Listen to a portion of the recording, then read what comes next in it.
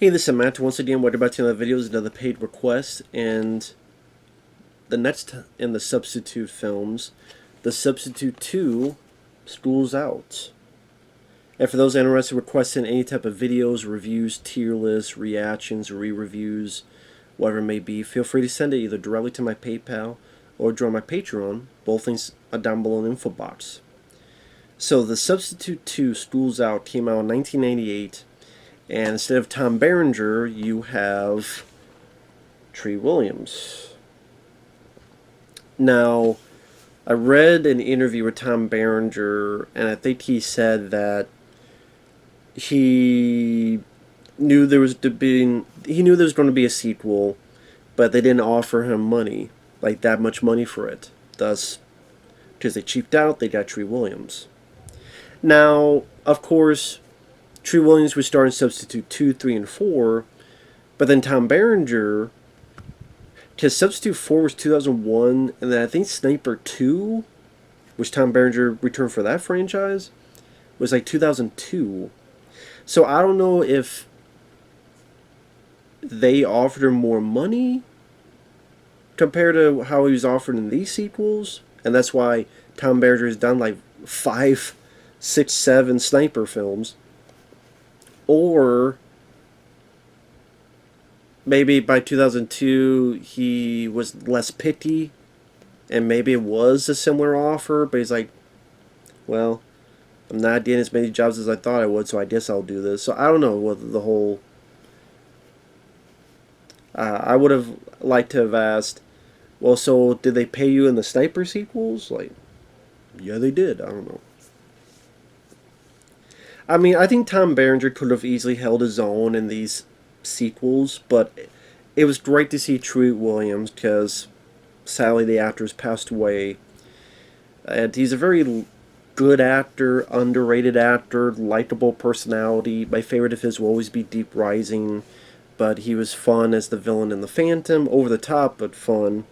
And it was great to see because this very rarely... In fact, this is the only franchise he got, was these Substitute sequels.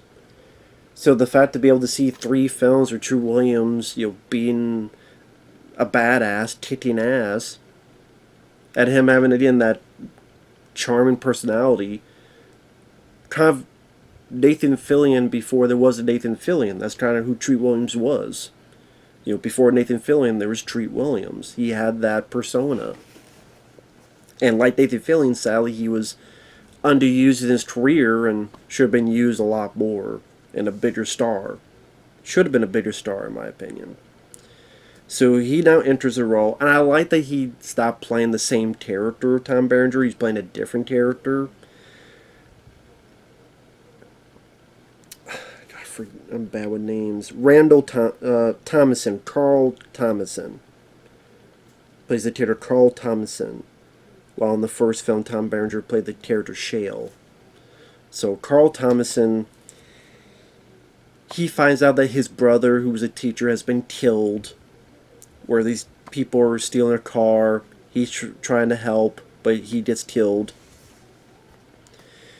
I'm watching this, I'm going, this teacher that gets killed, who is, again, you find out is Treat Williams' brother. I'm like, this actor looks so familiar. And then I'm like, oh shit, it's Christopher Cousins. And people go, who's that? There's a film called Hell High that I did like from the 80s. Where these high school kids are messing with their teacher. And the teacher, she goes insane. Especially because of a past trauma she had. And then she takes revenge on these students terrorizing her. And one of the main ones is John. That character, he... I guess is the most good of the kids. He's the guy we see at the end of the film. And I'm like, oh shit, it's John from Hell High. Okay, he's in this. Not for long, but he's in this. Other people in the film I recognize, BD1, who was in Jurassic Park and will later be in Jurassic World and those sequels to that movie. He plays the auto shop teacher and becomes very prominent with the story later. I don't recognize the other actors. And the director, Stephen Pearl, I could not find what else he did. So, he's a guy that, directing wise, didn't seem to have done much. I think he had done maybe a music video or something before, and this might have been the last film he directed. I don't know if he produced and did other stuff. He might have done that, but I think this is the last film he directed. What makes the film work is easily Tree Williams himself. He felt comfortable in the role. He felt comfortable being a teacher. I bought him as a badass. He might not be as intimidating compared to Tom Berenger, but he still was a likable, easygoing lead character and actor that made him easily worthwhile to watch. Now, because it's a direct-to-video film, it doesn't have as much of the shine and polish, cinematography-wise and action-wise, compared with the first movie. But it's still fairly decent on that front as well. I didn't find the film boring. It's definitely a shorter film, because the first one's almost 2 hours, and this one's about half an hour shorter. In fact, all the sequels are like 30 minutes shorter than the first one.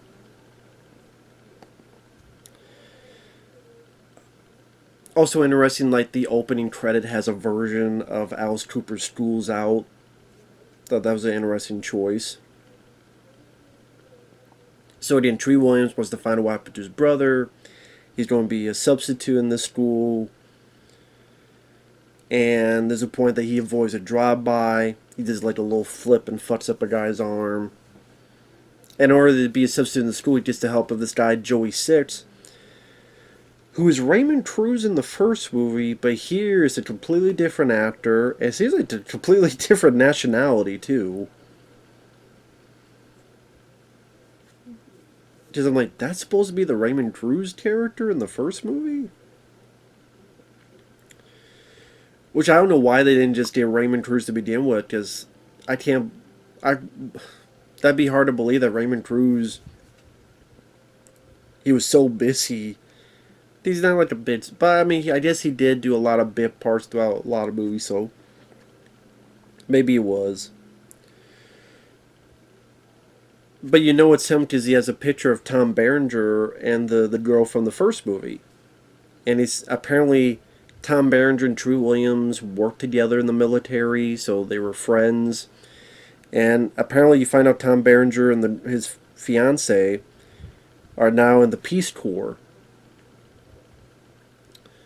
And I find that funny that, you know, of the franchise, this is one that actually respected the first movie. And didn't just kill off the character or this and that. It's like, no, he's happily married. He's in the Peace Corps teaching. His life is going well.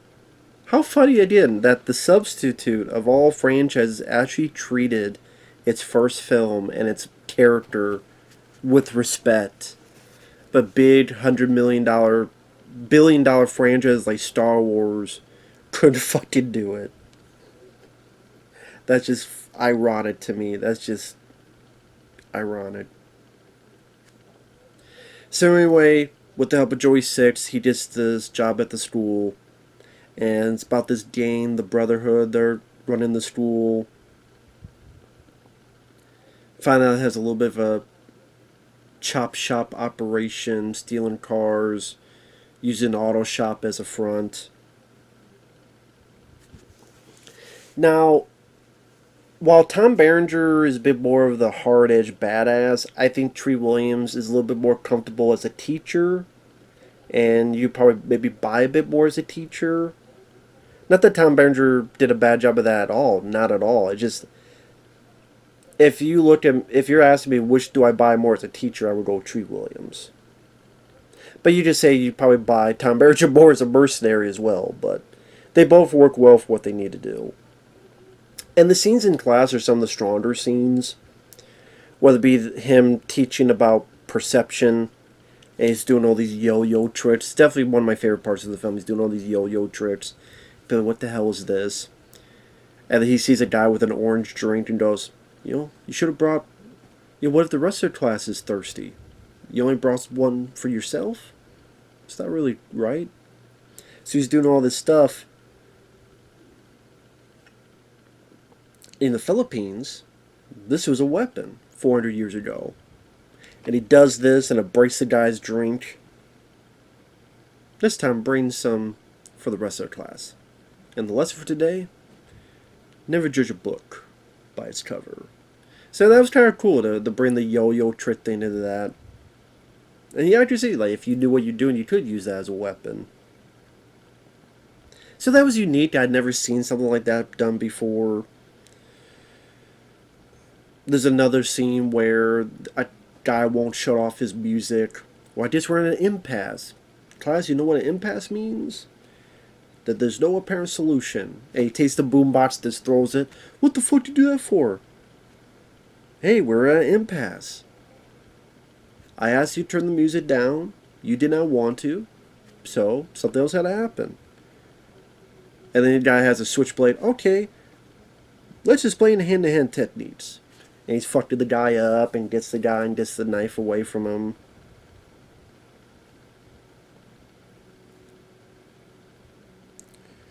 He just jumped in the bathroom. He beats the shit out of these guys.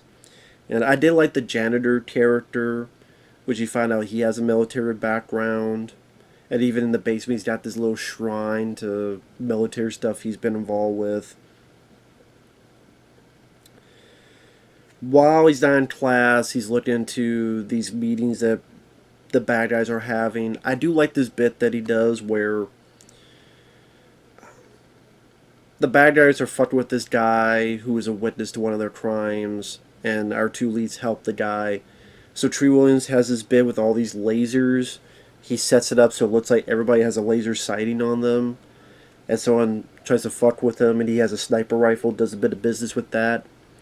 But because he's set up with all these lasers, everybody thinks there's like 50 snipers ready to fuck their day up. I thought it was a nice, pretty neat, ingenious idea, honestly.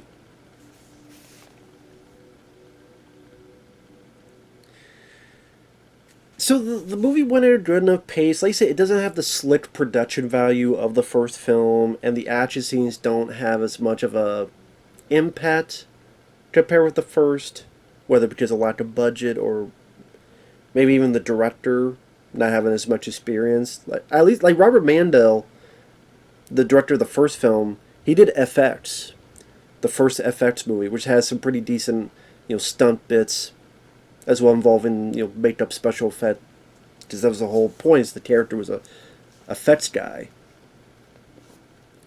But this director might not have as much experience. And like the sequels, especially the third one, you definitely tell the action's bumped up a bit, because this third one, as well as the fourth, is directed by Robert Radler, who did Best of the Best 1 and 2.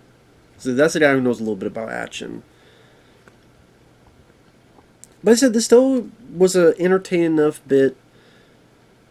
I would say, okay, like, if I rank these films, that'd be tough. I might have to do it at the end of it. It'd probably be 1, 3, 2, then 4. So this is still a pretty decent follow-up. And, spoiler alert, you find out BD1 is heading the bad guys. This lady who was helping Tree Williams and knew his brother, and they had a little bit of lovey-dovey stuff.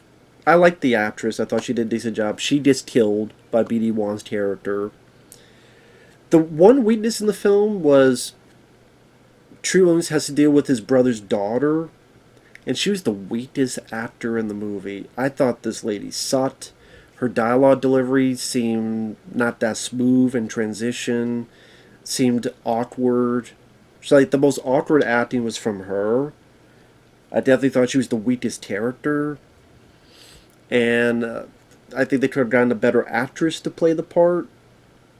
Like I said, the lady who plays kind of Tree Williams' girlfriend was good, but this daughter character of his brother, and also this whole bit of business is to find out who killed Tree Williams' brother. and you find out that the girlfriend has a brother. The I meant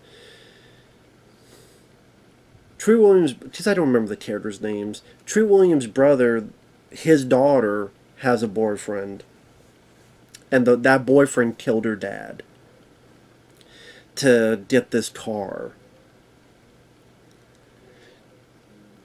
And she finds out because he stole one of her dad's special forces trinkets. Now you get a little bit of fight, and she pushes the guy into a closet, but then you never know what happened to that guy. Was the guy arrested? Did he die? What happened? Because that's like the most important thing, is that, again, this is about who killed Tree Williams' brother. You saying this guy who's your boyfriend killed your dad, Tree Williams' brother. What happened to the guy? The last time we see is you pushing the guy into a closet. Did the closet monster eat him? Is he with Fred Savage and them in the fucking other world? Did Sully and them get them from the closet and now he's trapped in the fucking Monster Inc. world? What happened to the fucking guy? Did he get swallowed by Cameron's closet? I don't know what the fuck happened to that guy. So that was done very piss poorly. Because the next scene is her sitting down, telling Tree what happened.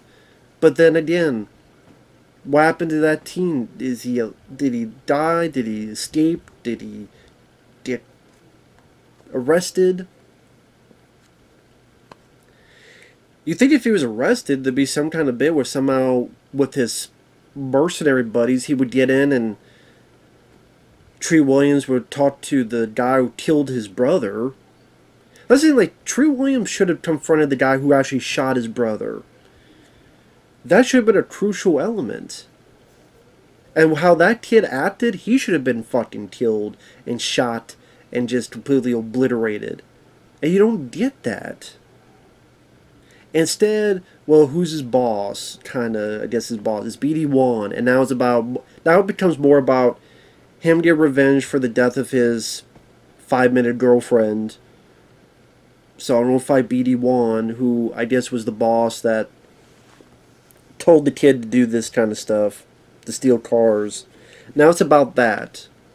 And again, I just thought the way they handled the guy who killed his brother, that was a bit of a flaw, a major flaw in the film for me, because that's the one that deserves the most, as well as BD1's character does. And he kind of, you don't really get a finality to that, which I thought was really strange. I don't know if something was cut out. Hey, if anyone worked on the film, you feel free to explain it to me. Please do.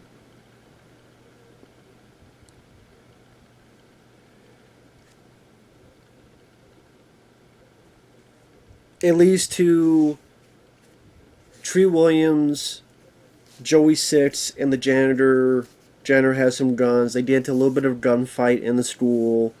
Did nothing nearly as big and entertaining as the finale of the first film.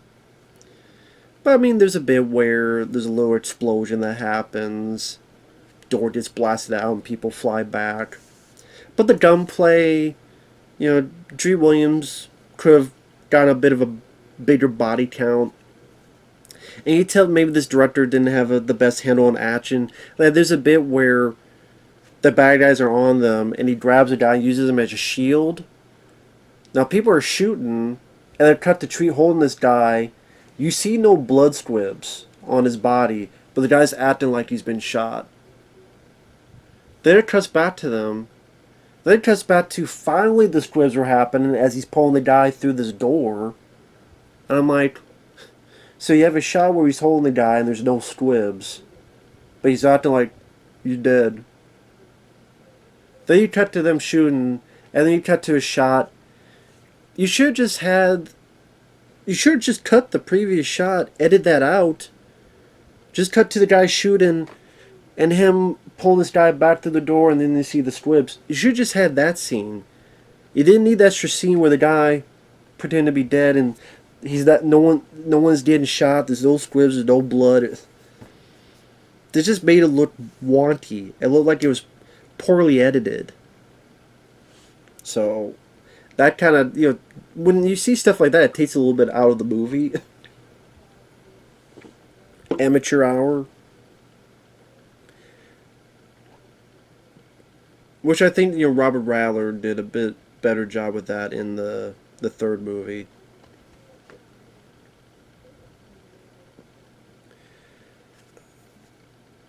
And then you get in a fight with BD1 in the auto shop. I do like some little bits that added in during the fight. Like BD1 gets this little fire flamethrower thing. Tree Williams has to kick it. Or Tree's being strained when he gets his light bulb and burns BD1's face. And the fight is taken to the outside. And ultimately ends with him stabbing BD1's character. Looks like some of the gang has gotten respect for Tree Williams. I guess technically that gang was being... They didn't really do anything to Tree Williams' brother. They were the scapegoat. Instead it was BD1 and his people. But yeah, I just wish that the daughter character was a better actress. I do wish the action scenes had a little bit more finesse, maybe with a director who had a little bit more experience. Maybe if Robert Radler had directed the second film, as well as the third and fourth, maybe. As well as, again, what happened to the guy that actually shot Tree Williams' brother? Again, the last time we saw him was in a closet, so maybe, again, the closet monster ate him. I don't know. He went to the world of little monsters. I don't know. But this is still an entertaining sequel, still a worthwhile follow-up. And Tree Williams, his charm, his likability, easily made these films watchable. And I think that's why you got a 3 and a 4, is because of that. And again, it's just a shame that he did not get a lot of franchises. Because I think Tree could have easily held his own. Easily. He was a good actor and had a lot of charm to him. So with that said, thanks for watching. Take care and we'll see you later. Bye-bye.